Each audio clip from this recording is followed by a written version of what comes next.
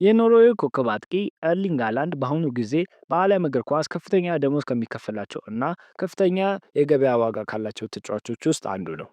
ይህ ሀብቱ ምንጩም ከፍተኛ ደሞዝ ባለፈ ረጅም ዕድሜ ያለው ኮንትራት መፈራረሙ ነው። ጠንካራ የንግድ ስምምነቶችናም ከፍተኛ የገበያ ዋጋን ያጠቃልላል። ሃላንድ በአሁኑ ጊዜ ክለቡ ከማንቸስተር ሲቲ ጋር እጅግ ትርፋማ የሆነ ውል ተፈራርሟል። ዓመታዊ ደሞዙ በማንቸስተር ሲቲ ቤት ወደ 30 ሚሊዮን ዩሮ ያህል ይጠጋል። ይህም በክለቡ ከፍተኛ ደሞዝ ተከፋይ ያደርጓል። ሌሎች ዘገባዎች ከዚህ ትንሽ የሚለዩ ቢሆንም ደሞዙ በዓመት ከ27.3 ሚሊዮን ዶላር በላይ እንደሚሆን ይገመታል። በ2024 የፈረመው ይህ ውል ለ10 ዓመታት የሚቆይ ሲሆን እስከ 2034 ድረስ በክለቡ እንደሚቆይ ይገመታል። አጠቃላይ የኮንትራቱ ዋጋ እስከ 273 ሚሊዮን ዶላር ድረስ ይደርሳል ተብሎ ይገመታል። የንግድ ሽርክናዎቹም ከዓለም ታዋቂ ከሆኑት ብራንዶች ጋር ውል ተፈራርሟል።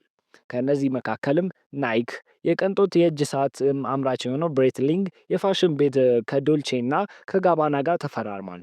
እንዲሁም ሌስቢን ድሬ እና ከሳምሰንግ ጋር ተፈራርሟል። ከእነዚህ የንግድ ስምምነቶች በዓመት ከ12 ሚሊዮን ዶላር በላይ ትርፍ እንደሚያገኝ ይገመታል። አሁን ላይ የሃላንድ የገበያ ዋጋ ከ255 ሚሊዮን ዩሮ በላይ ሲሆን ይህ በዓለም ሁለተኛ ደረጃን ይይዟል። አንደኛ ላይ ማን እንዳለ ኮመንት ላይ መጻፋችሁን እንዳትረሱ።